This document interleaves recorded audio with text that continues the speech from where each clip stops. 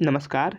अब चूँकि हमारा यह पहला वीडियो है तो हमने नमस्कार के साथ शुरू किया। तो आज हम सब जो हमारा पहला यूनिट है एएमपी का, यानी कि एडवांस मैन्युफैक्चरिंग प्रोसेस के जो पहला यूनिट है हमारा नॉन ट्रेडिशनल मशीनिंग, उसके ऊपर के जो ऑब्जेक्टिव सवाल है यानी मल्टीपल चॉइस क्वेश्चंस भी आप कह सकते हैं, उनको देखने वाले हैं। अब इनको हमने अपने हाथों से साल में बांट दिया है, यानी 2020, 2019 और 2018 में जितना भी सवाल आया है उसको हमने पहले यूनिट में डाल दिया है।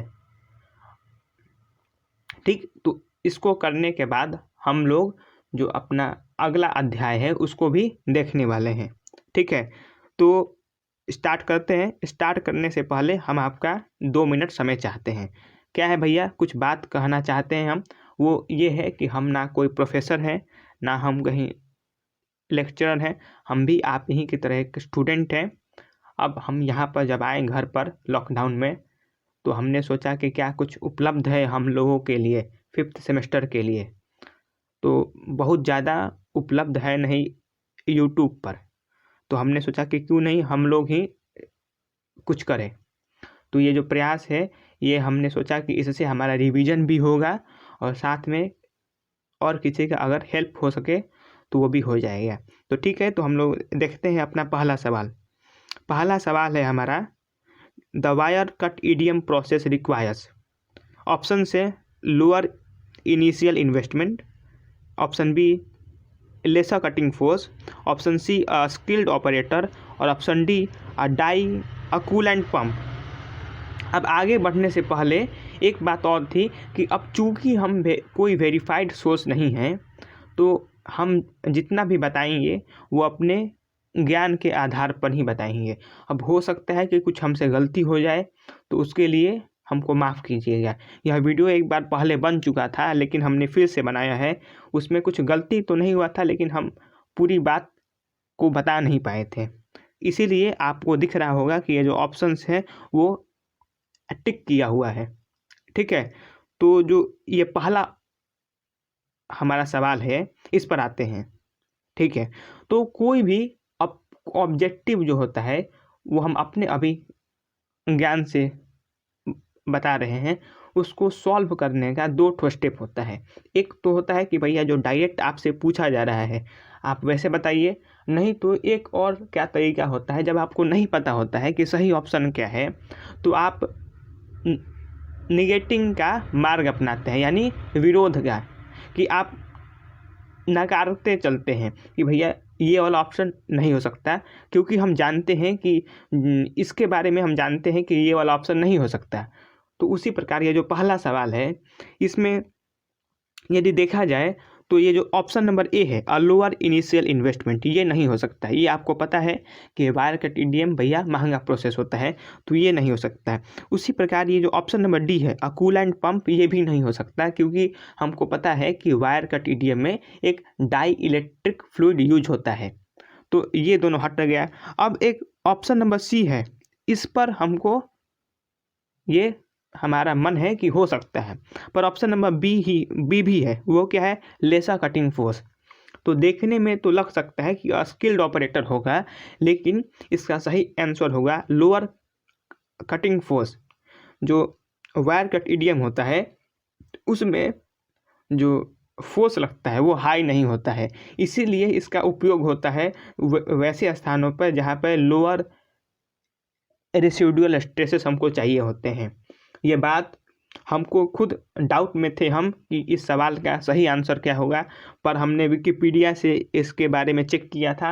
विकिपीडिया में भी यही ऑप्शन नंबर बी ही दिया हुआ है। साथ में एक और आपको शायद पता होगा, रिसर्च गेट करके वेबसाइट है वेरीफाइड, उस पर भी हमने देखा था, तो इसका ऑप्शन नंबर बी ही वहाँ पर दिया हुआ है।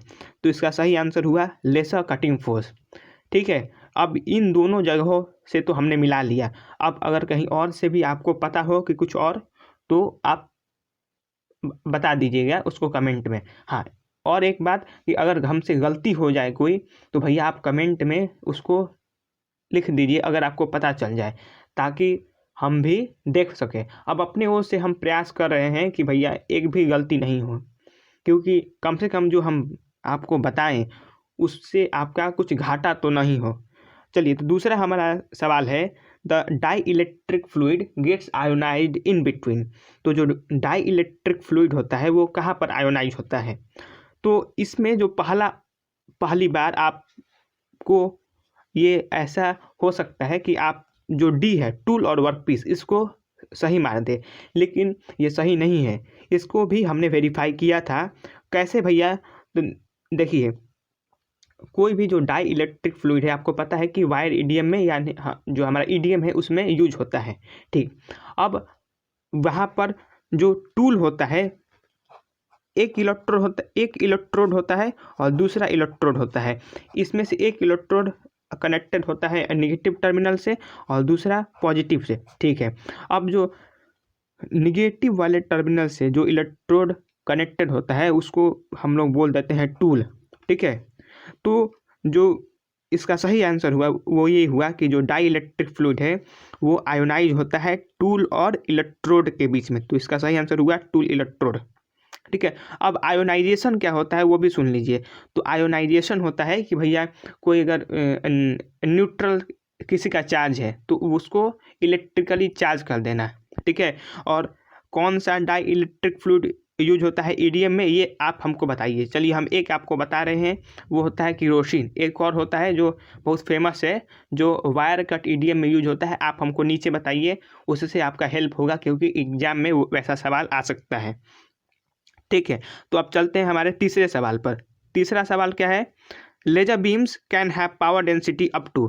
तो लेजर बीम्स का पावर डेंसिटी कितना हो सकता है?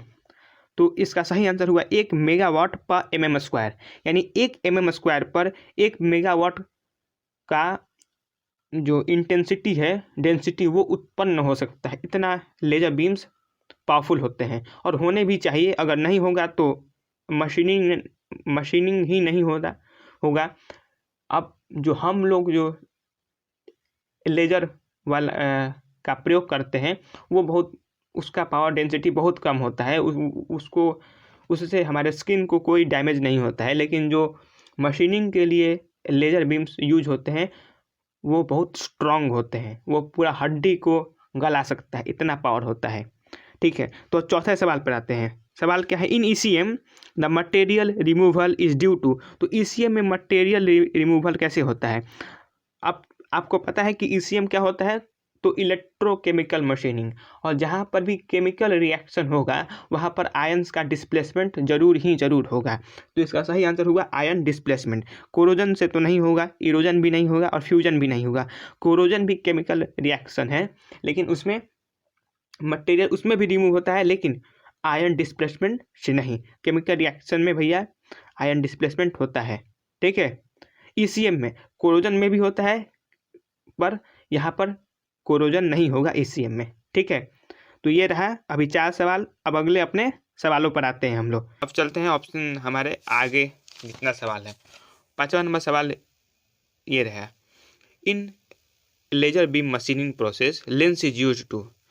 तो लेजर बीम मशीनिंग में जो ऑप्टिकल लेंस दिया रहता है उसका काम क्या होता है? ठीक है, ये हुआ सवाल। ऑप्शन से deflect laser beams, option number B diverge laser beams, option number C converge laser beams, और चौथा है नन ऑफ दिस। तो आपको पता होगा और ये पता रहना भी चाहिए कि ऑप्टिकल लेंस है तो एलबीएम में इसका काम होता है कि लेजर बीम्स को कन्वर्ज कराना, ताकि वो वर्कपीस पर जाकर एक स्थान पर जाए और वहाँ के मेटल को मेल्ट करे, या वहाँ के जो भी मटेरियल है उसको मेल्ट कर दे बहुत ज़्यादा हीट के वजह से। ठीक है, तो इसका ऑप्शन नंबर क्या हुआ? तो इसका सही आंसर हुआ option number C converge laser beams. ठीक है, फिर आगे है in EDM dielectric is used to. तो ईडीएम प्रोसेस में जो डाई इलेक्ट्रिक फ्लूइड होता है उसका क्या काम है। ठीक है, ऑप्शन क्या है, हमको पता है कि भैया ईडीएम में डाई इलेक्ट्रिक फ्लूइड होता है। ठीक है, ऑप्शन नंबर ए है help in the movement of the sparks, option number B act as coolant, option number C control the spark discharges, और option number D all of the above. तो पता है इसका, और इसका जो ऑप्शन है वो होगा D, all of the above. क्यों कि जो ईडीएम होता है, ईडीएम में जो डाई इलेक्ट्रिक फ्लूइड होता है वो मूवमेंट, जो स्पार्क जो है उसके मूवमेंट को कंट्रोल करता है।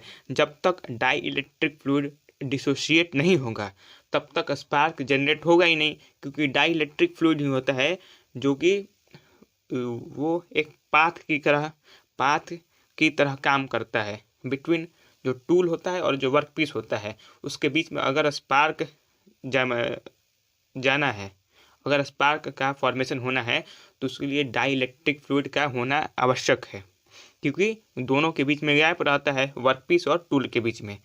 और जो डाई इलेक्ट्रिक फ्लूइड है तो वो कुछ समय के लिए एज अ कंडक्टिव मटेरियल जो भी है उसकी तरह काम करने लगता है। फिर दूसरा है एक्ट एज कूलेंट, तो हाँ ये भी सही है। तो जो हीट होता है उसको डिसिपेट करने का काम, उसको हवा में खत्म मतलब अपने अंदर मिला लेने का काम भी इसका है। और तीसरा है कंट्रोल द स्पार्क डिस्चार्जेस, ये भी सही है, तो इसलिए इसका ऑप्शन होगा ऑप्शन नंबर डी।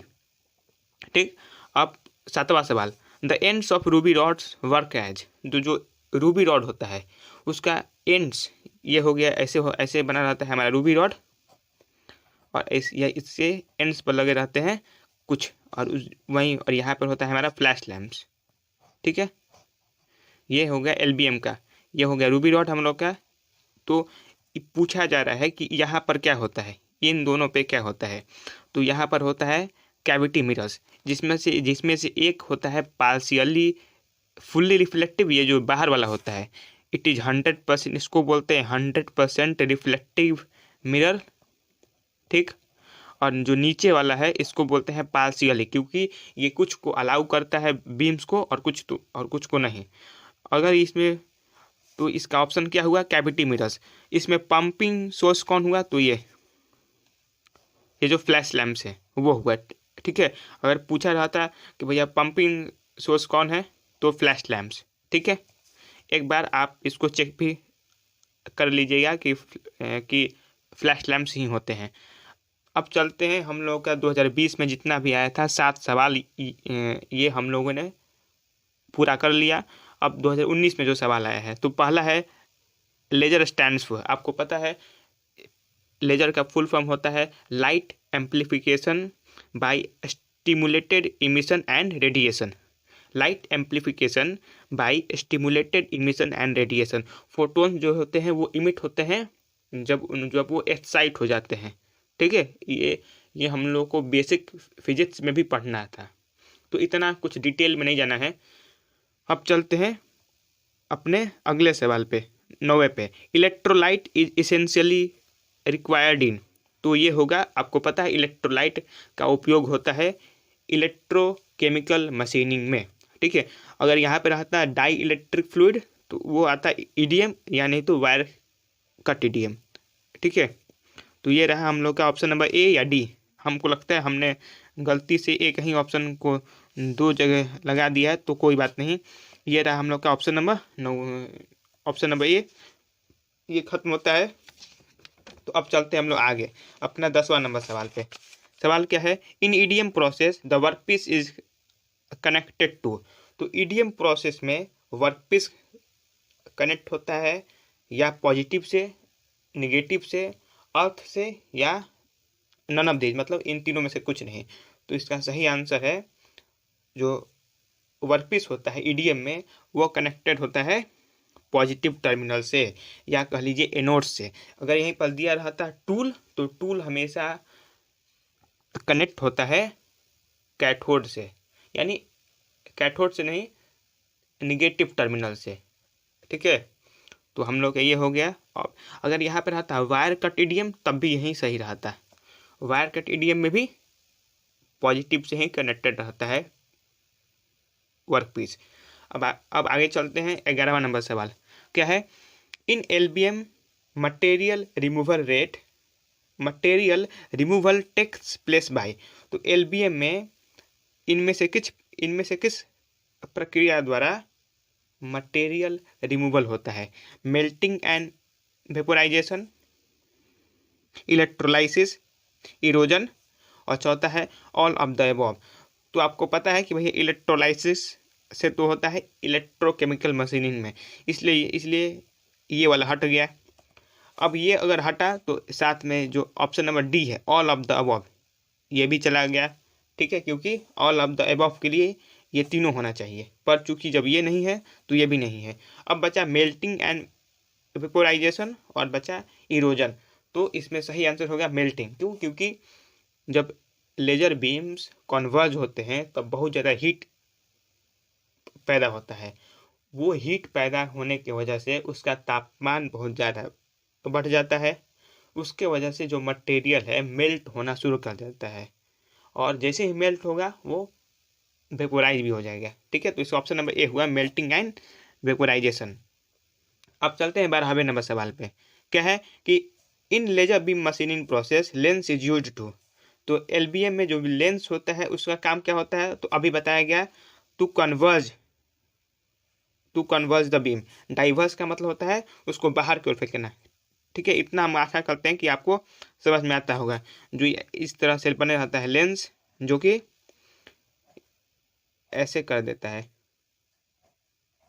ठीक है, जो ऊपर से जो रेज आती हैं उनको एक जगह पे कन्वर्स कर देता है। डाइवर्स का मतलब होता है कि बाहर की ओर, और कन्वर्स का मतलब किसी एक पॉइंट पर लाकर मिला देना सबको। और डिफ्लेक्ट का तो मतलब होता है कि इधर उधर छितर बितर कर देना।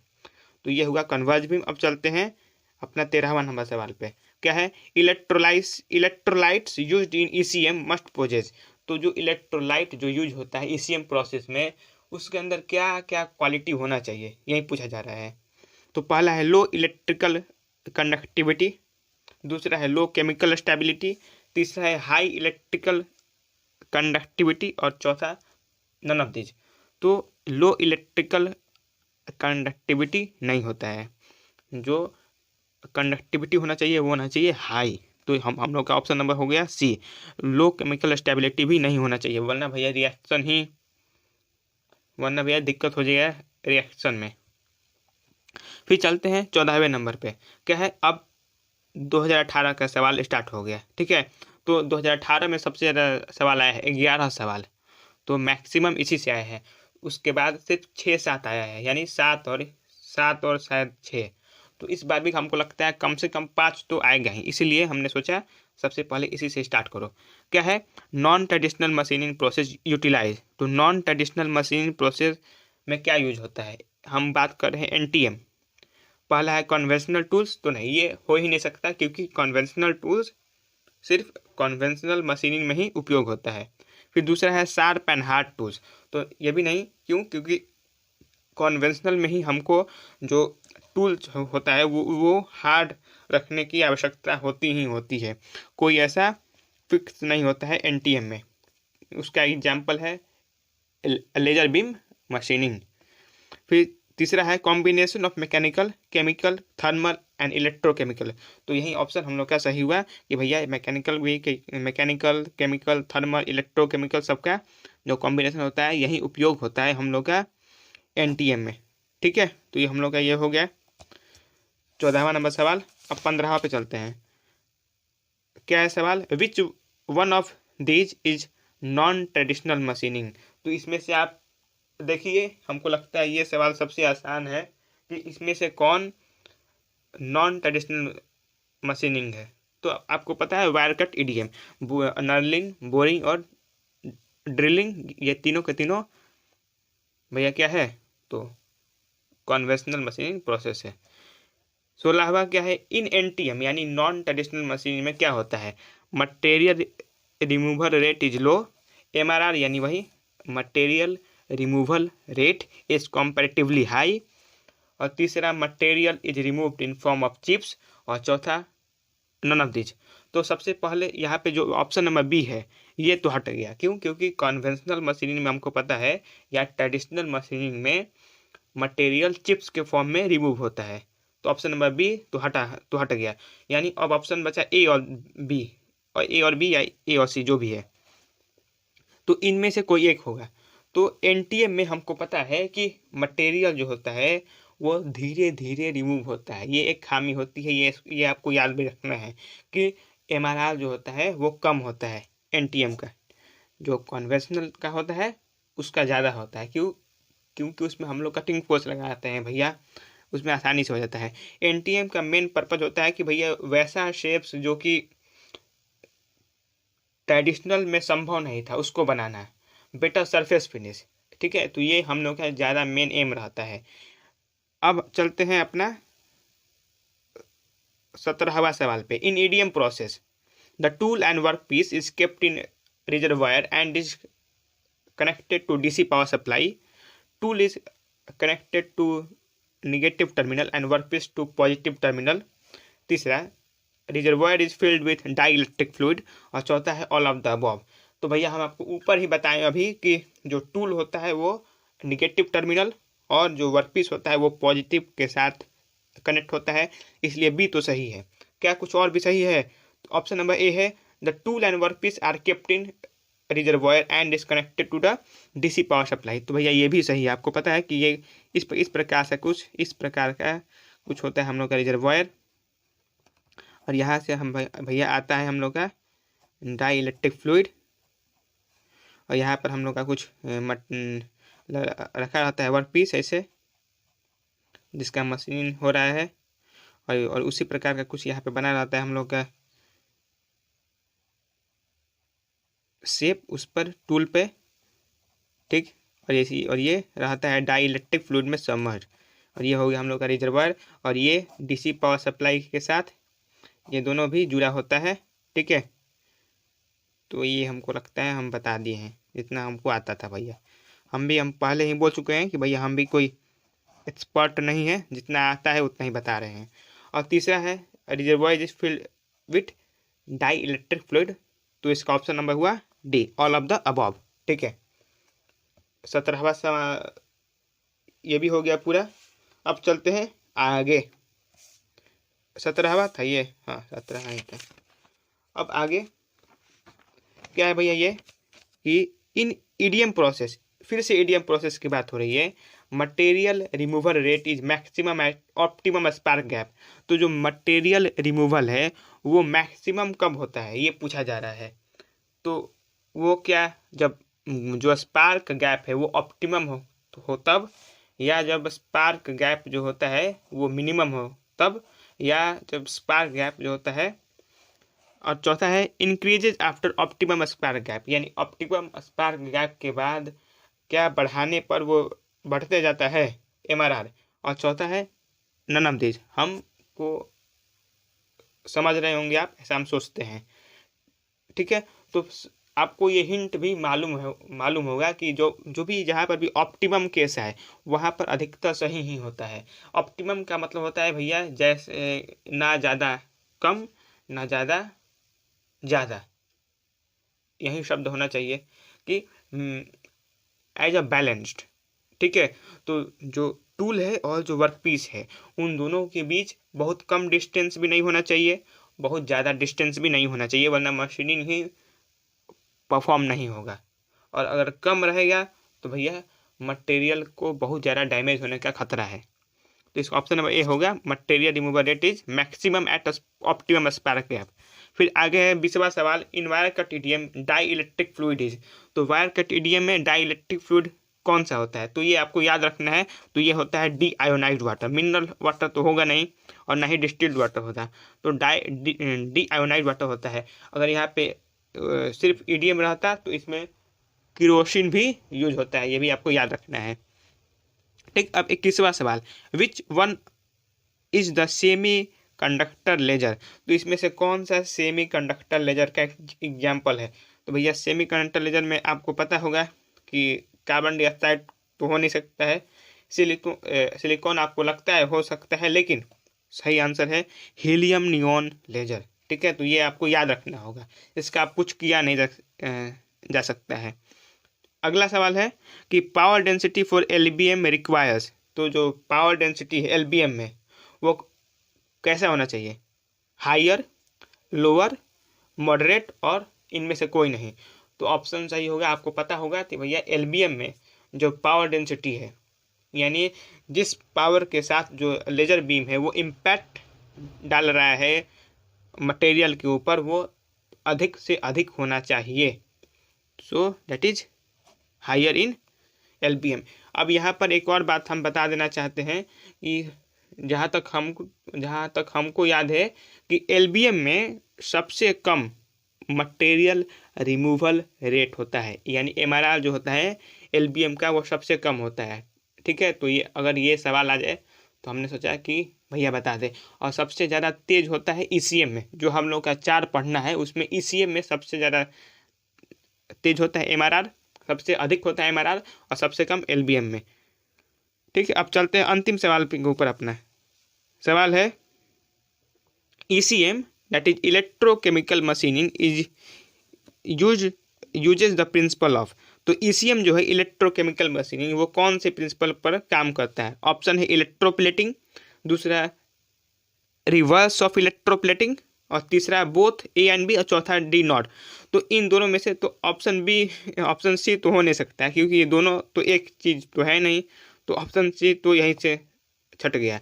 इलेक्ट्रोप्लेटिंग में हम लोग मटेरियल के ऊपर जो भी है उसके ऊपर चढ़ाते हैं लेयर, ठीक है, जबकि ईसीएम में हम लोग मटेरियल को जो एनोड होता है उससे हटाते हैं।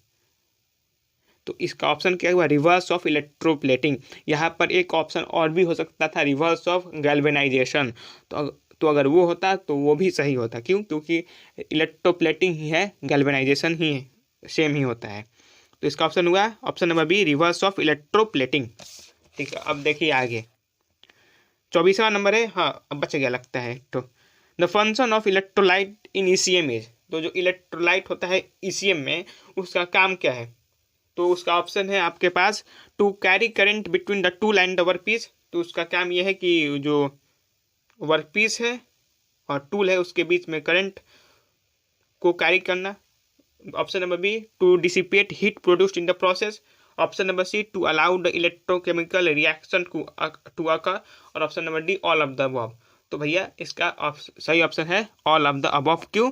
क्योंकि जो इलेक्ट्रोलाइट होता है वो भी टूट जाता है। जैसे में NaCl है, आपने सप्लाई किया तो Na में Cl में टूट गया, तो भैया वो फिर आयंस में जैसे ही ब्रेक डाउन हुआ, इलेक्ट्रिसिटी जो है वो जो करंट है वो फ्लो करना शुरू होगा टूल से वर्कपीस की तरफ और मशीनिंग होगा। ठीक, या जैसे भी हो, अगर कुछ गलती हम बोल रहे हो तो आप बता सकते हैं अगर आपको पता हो तो। ठीक है, ऑप्शन नंबर बी है टू डिसिपेट द हीट। हाँ, ये भी सही है। अब ऑप्शन नंबर सी, टू भैया केमिकल रिएक्शन अगर इलेक्ट्रोलाइट होगा तो होगा ही नहीं। तो अगर ए और सी भी सही हो गया तो ऑटोमेटिकली डी भी सही होगा ही होगा। ठीक है, तो जितना भी सवाल था उसको हम लोगों ने पूरा कर लिया है भैया। अब जितना हमारे पास नॉलेज था उतना हमने आपको देने का प्रयास किया है। हमने कोशिश किया है कि अधिक से अधिक जो है वो आपको एक भी ऑप्शन जो है वो गलती नहीं जाए। अगर कुछ गलती हो गया हो तो उसके लिए हम पहले से ही माफ़ी मांगते हैं।